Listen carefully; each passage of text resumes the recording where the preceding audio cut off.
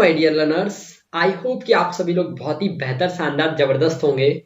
अगर आप 9th से लेकर के 12th किसी भी क्लास में हो तो आपको पता है कि हम लोग एक सीरीज चला रहे हैं जिसमें हम लोग कवर करते हैं इंग्लिश ग्रामर के पेपर में जो सेक्शन सी आता है, वो जो आपके 10 मार्क्स कवर करता है ना, 10 मार्क्स जो आपके कवर होते हैं वहां से, वो हम कंप्लीट कर रहे हैं। तो अभी हम पहुंच चुके हैं प्रैक्टिस शीट नंबर 8 तक। अगर आपने प्रीवियस वाले प्रैक्टिस सेट नहीं देखा है, so it's my humble request to you कि आप लोग भाई यहाँ तो एक आई बटन आ रहा होगा, वहां से आप लोग सारे प्लेलिस्ट यानी कि प्लेलिस्ट में जाकर के देख सकते हो सारे प्रैक्टिस सेट। अगर आप ग्रामर में अच्छे नहीं भी हो तो डोंट वरी, मैंने टारगेट रखा है कि 10 से 12 आपको प्रैक्टिस सेट कराने वाला हूं। अगर आप ये सारे प्रैक्टिस सेट अटेंड करते हैं तो ये मेरी गारंटी है कि आप लोगों के 8 से 9 नंबर कहीं नहीं जाने वाले बिना किसी चीजों के, ठीक है ना। और आधे से ज्यादा सेंटेंसेस तो आपको अपने ही प्रैक्टिस सेट से देखने मिल जाएंगे, ठीक है ना।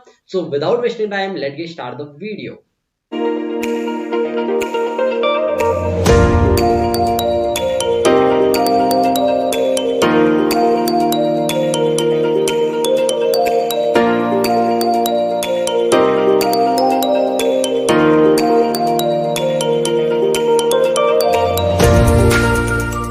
प्रैक्टिस सेट लिया है, ये प्रीवियस ईयर का है। तो यहाँ पर आप देख सकते हो क्वेश्चन नंबर 8 आया था। ये कह रहा था कि fill in the blanks with the help of correct alternative given in the bracket. Okay, correct alternative option आपको चूज करना था और यहाँ पर फिल करना था, ठीक है ना। पहला पढ़िए, यानी कि फिल इन द ब्लैंक्स करना है। 4 ऑप्शन है, आपको कोई भी एक बनाना है, ठीक है ना। तो आपको बोल रहा है iron is blank useful metal, ठीक है ना। क्या बोल रहा है? Iron is blank useful metal. अब आपको यहाँ पे आर्टिकल लगाना है, ए एन द, आप किसी भी एक आर्टिकल को लगा सकते हो, ठीक है। चलिए मैं आपको पहले तो आर्टिकल बता देता हूँ। ए, एन और एक होता है आपके पास में द, ये 3 ही आर्टिकल होते हैं आपके पास में। देखिए आर्टिकल होते क्या है, देखो जो ए आर्टिकल होता है ना, ये हमारे को वहां पर लगाना होता है जिन की स्टार्टिंग, ओके, स्टार्टिंग कहां से होती है? हिंदी वर्णमाला के व्यंजनों से होती है। जिन वर्ड्स की स्टार्टिंग हिंदी के व्यंजन से होती है, कौन कौन से होते हैं व्यंजन? आपको पता होगा, क से लेकर के ज्ञानी तक के, ठीक है ना। अगर एन आर्टिकल की बात करूं तो इनका यूज हम वहां करते हैं जिनकी स्टार्टिंग, जिन लेटर्स यानी कि जिन वर्ड्स की स्टार्टिंग हिंदी के स्वरों से होती है।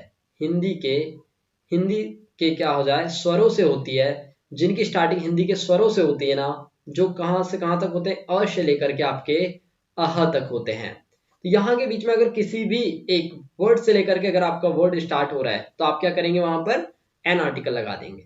द का यूज कहाँ करते हैं? अगर आपका कोई भी एक बिग ऑब्जेक्ट आ रहा है, कोई भी अगर एक बिग ऑब्जेक्ट आ रहा है या जो यूनिवर्स में एक है, उनके नाम के पहले आप द आर्टिकल लगाते हो। इतनी बात क्लियर हो गई आपको, ठीक है ना। तो देखिए यहाँ पर आ रहा है आयरन इज, हमको इससे कोई लेना देना ही नहीं है, हमको लेना देना है ये यूज वाले से।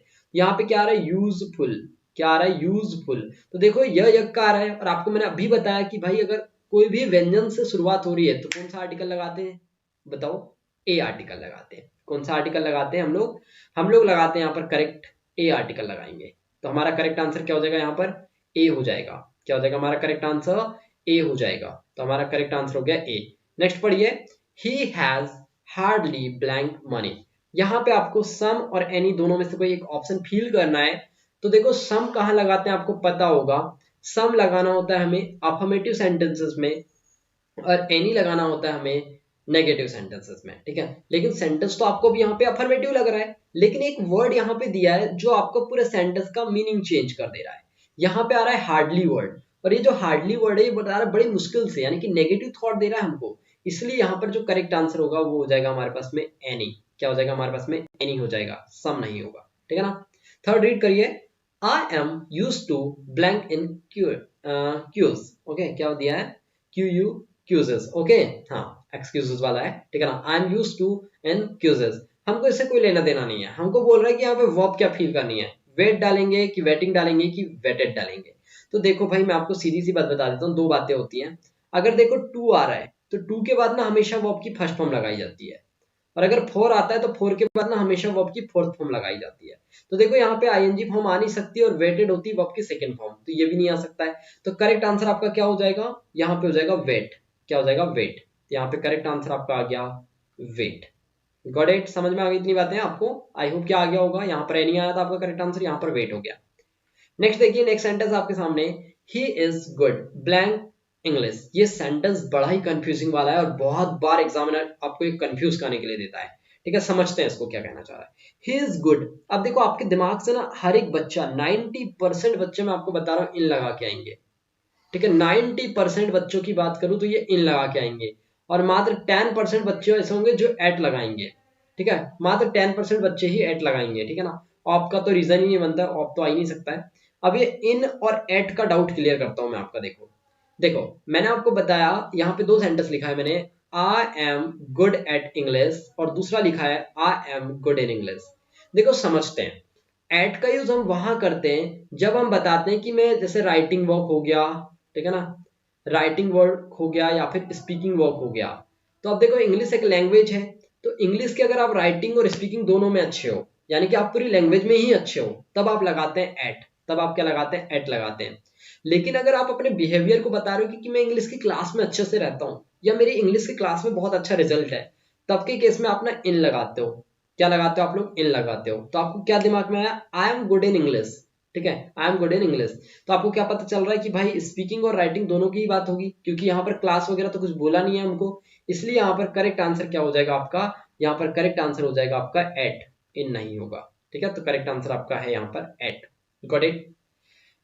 नेक्स्ट देखिए, cotton is blank in Egypt. ठीक है, यहाँ पर बोल रहा है जो कॉटन है वो कहां पर होता है, इजिप्ट में होता है। ठीक है, तो यहाँ पे आपको वर्ब फिल करनी है, बड़ा आसान है यार। देखो यहाँ पे दे दिया भाई इजेमार। ठीक है, इजेमार के बाद में आपको लगाना है वर्ब। तो देखो इजेमार वाला सेंटेंस कहाँ का होता है, तो बड़ी आसान सी बात है। देखो इज एम आर की बात कर रहा है, ठीक है ना, इज एम आर, ये दो ही जगह पे आता है। या तो आता है ये डायरेक्टली, इसके बाद ऑब्जेक्ट आता है, नहीं तो फिर वर्ब आती है। और यहाँ पे हमको वर्ब फिल करने बोला है, देखो ग्रोइंग, ग्रोन, ग्रो।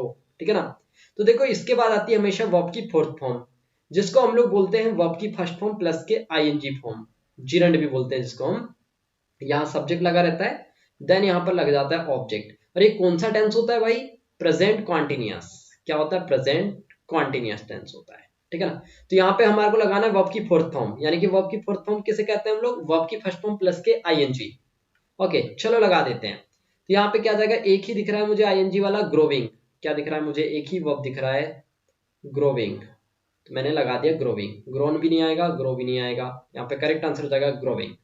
क्लियर, इतनी बातें समझ में आ गई, पांचों आपको बन गया होगा। ठीक है, चलिए अब नेक्स्ट क्वेश्चन की तरफ बढ़ते हैं हम लोग। नेक्स्ट क्वेश्चन कह रहा है, question number 9, do as directed. यहाँ पे बोल रहा है कोई भी 5 करने हैं, लेकिन हम तो पूरे बनाएंगे जितने भी दिया होगा। हमारे को कितने दिया है, 7 दिया है। ठीक है ना, हम कोई भी 5 नहीं बनाएंगे, पूरे के पूरे बनाएंगे, क्योंकि हम प्रैक्टिस सेट अटेंड कर रहे हैं। क्या कर रहे हैं हम लोग, प्रैक्टिस सेट अटेंड कर रहे हैं। देखो पहला पढ़ते हैं, सेंटेंस पहला वाला रीड करो आप लोग। पहला सेंटेंस आपको क्या बोला है, in these book are there pages how many, question mark. यहाँ पे बोल रहा है rearrange the words, question read करो, rearrange the words to make a meaningful sentence. आपको बोल रहा है मीनिंगफुल सेंटेंस बनाना है, और मीनिंगफुल सेंटेंस कैसे बनाना है, रीअरेंज करके। तो देखो भाई यहाँ पे तो आपको क्वेश्चन मार्क दिख गया, यानी कि आपको पता चल रहा है क्या है, ये WH है। और मैं आपको एक बात बताता हूँ बड़ी प्यारी सी, कि भाई बेसिक स्ट्रक्चर जान लो, basic sentence structure. Okay, basic sentence structure जान लोगे तो आपको सब समझ में आएगा।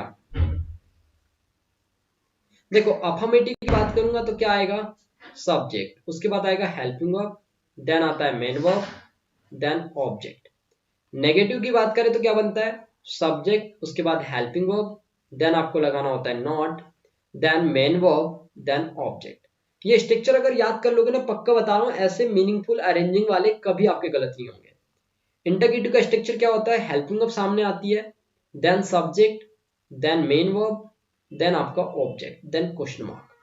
अगर मैं WH पैटर्न की बात करता हूं तो WH में क्या होता है, WH वर्ड आ जाता है, फिर helping verb, then subject, then main verb, then object, then question mark. Clear, यही है आपका बेसिक फंडा स्ट्रक्चर बनाने का और मीनिंगफुल अरेंजिंग वाले सेंटेंस बनाने का। ठीक है ना, तो देख लीजिए यहाँ पे आपको बोला है क्या, सबसे पहले देखना WH है, तो हमको देख रहा है हाउ मैनी, एक WH वर्ड होता है, तो इसको दे देते हैं पहला नंबर, इसको देते हैं दूसरा नंबर। ठीक है ना, क्वेश्चन मार्क तो सबसे लास्ट में आएगा, वो तो लगा देंगे हम लोग। ठीक है ना, उसके बाद क्या हो जाएगा, हाउ मैनी।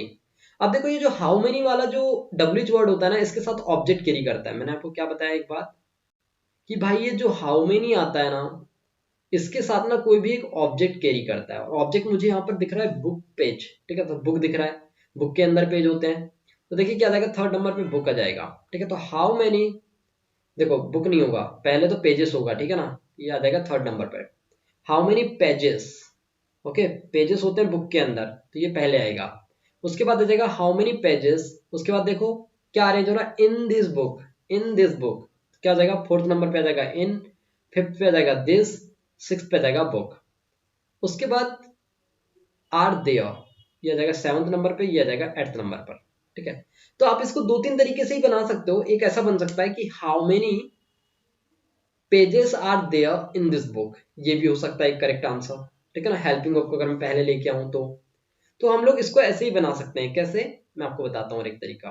कैसे, how many pages are there, तो ये हो जाएगा हमारे पास में क्या, फोर्थ नंबर पे आर, और ये फिफ्थ नंबर पे फाइव, ये हो जाएगा हमारे पास में सिक्स्थ, सेवंथ, एट्थ।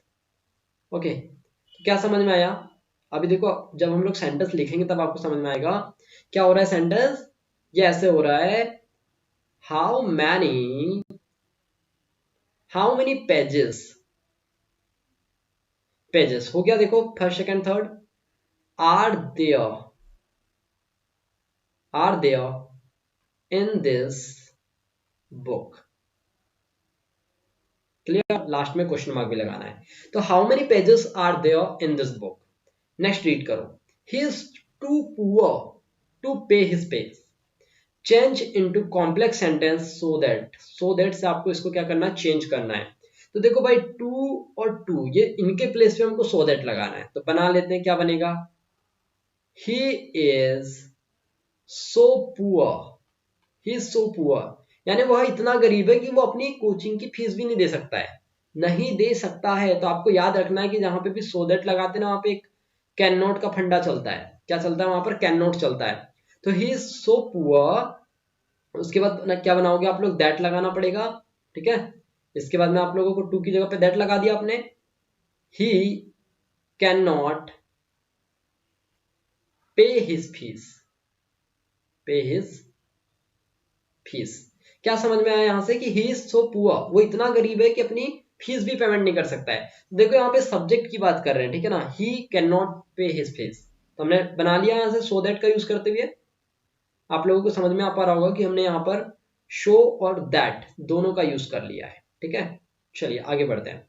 नेक्स्ट देखो, Suraj shut the door, change into negative, आपको बोला नेगेटिव बनाने।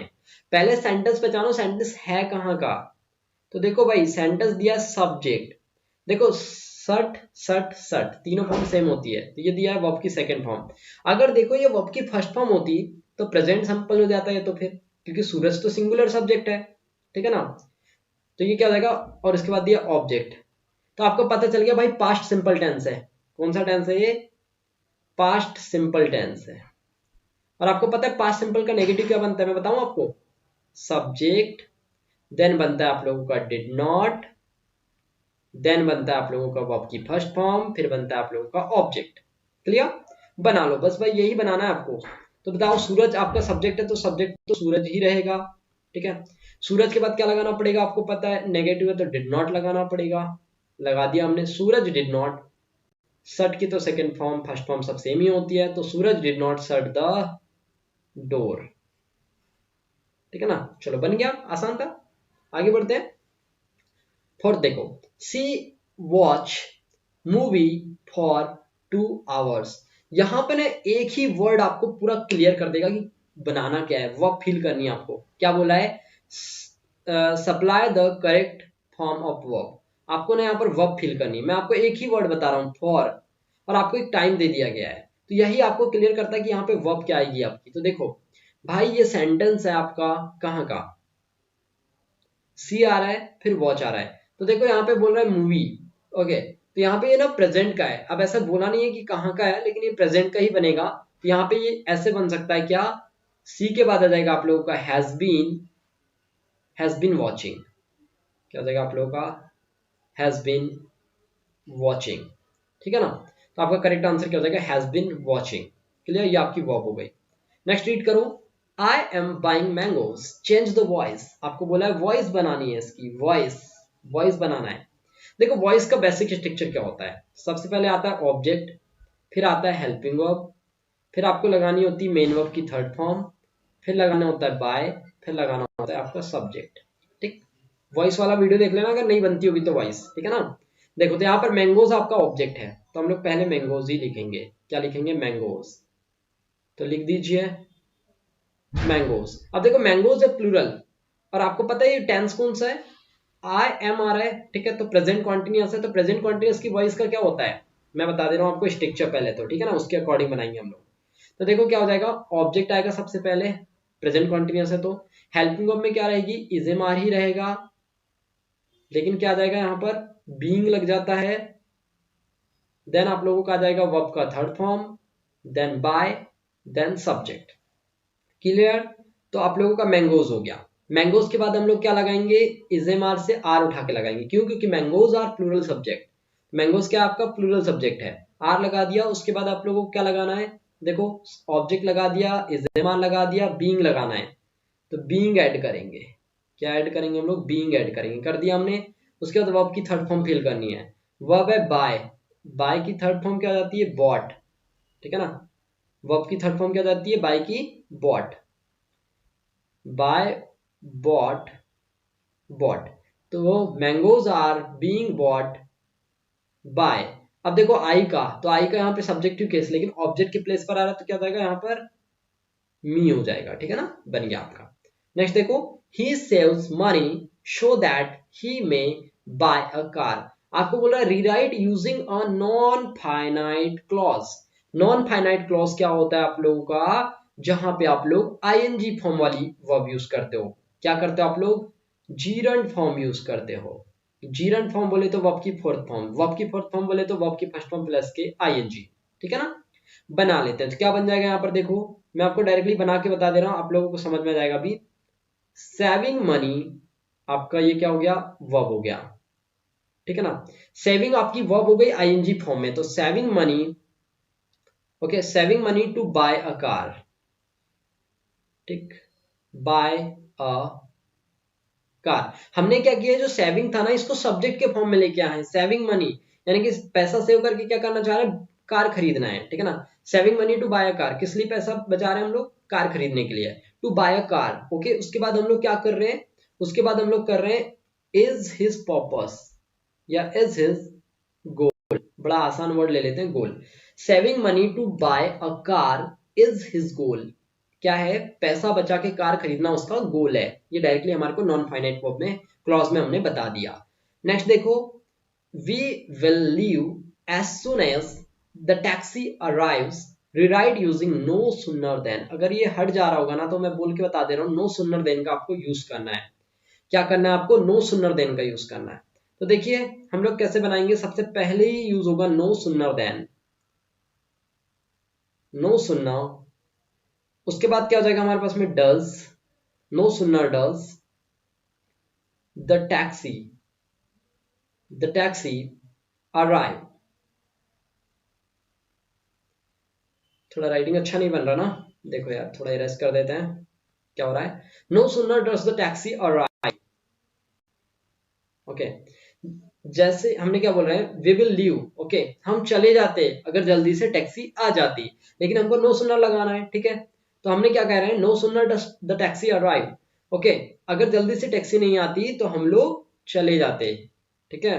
अगर जल्दी से टैक्सी नहीं आती तो हम लोग चले जाते, ऐसा, ठीक है। तो no sooner does the taxi arrive then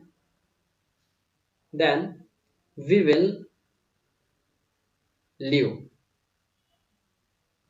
okay. बना लिया हम लोगों ने, no sooner the taxi arrive, okay, then we will leave, ठीक। चलिए, सो आई होप कि आप लोगों को ये सारे सेंटेंसेस जितने मैंने अभी तक बताया है, और ये जो डूडल्स डायरेक्टेड था और उधर हमारे फिल इन द ब्लैंक्स थे, आपको समझ आएंगे, ठीक है ना। इनके सारे आंसर्स मैंने यहाँ पर शॉर्ट में भी दे दिया, आप लोग मैच भी कर सकते हो, ठीक है ना, जैसा मैंने वहां पर बताया है वैसे यहाँ पर एज इट इज आंसर डले हुए हैं, ठीक है।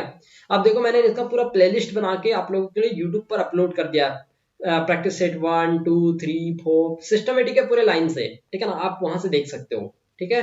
चलिए इसके बाद अगर मैं आपको बताऊं कि यार YouTube चैनल पे ना बहुत अच्छे से हमने सिस्टमेटिक प्लेलिस्ट अरेंज करके रखा है। आप अगर प्लेलिस्ट पर जाओगे तो आपको सारी प्लेलिस्ट एज इट इज मिलेंगी। कैसे कन्वर्सेशन वीडियोस की, स्पोकन इंग्लिश की, टेंसेस की, फिर आप लोगों का एप्लीकेशन लेटर, फिर स्टोरी रीडिंग, फिर एशिया एप्लीकेशन, ठीक है ना। फिर आप लोगों को यहाँ पर मिल जाएगा टेंसेस, हिंदी व्याकरण भी देखने मिल जाएगी। फिर स्पीकिंग इंग्लिश करना है तो वो भी मिल जाएगा आपको।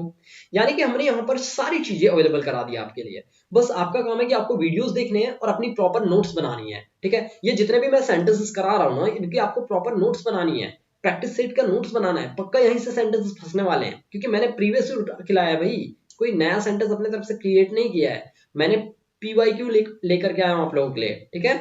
सो आई होप कि आप लोगों को ये सारे जो भी मैं प्रैक्टिस सेट करा रहा हूँ समझ आ रहे होंगे। और अभी तक आप लोगों ने यार एक छोटा सा लाइक नहीं किया है तो क्या कर रहे हो। लाइक तो बनता है इतनी मेहनत के लिए, क्योंकि आपके लिए सेंटेंसेस लाना, फिर आपका वीडियो शूट करके आप लोगों को प्रोवाइड कराना, ठीक है ना। और अपने दोस्तों में शेयर कर देना वीडियो, ताकि उन लोगों की भी हेल्प हो जाए। और कमेंट करके मुझे ये बता देना कि आपको नेक्स्ट किस टॉपिक पर वीडियोस चाहिए। ओके, तो बहुत जल्द मिलता हूँ आप लोगों के एक नेक्स्ट टॉपिक के साथ में। तब तक के लिए टाटा bye, have a good day, bye bye.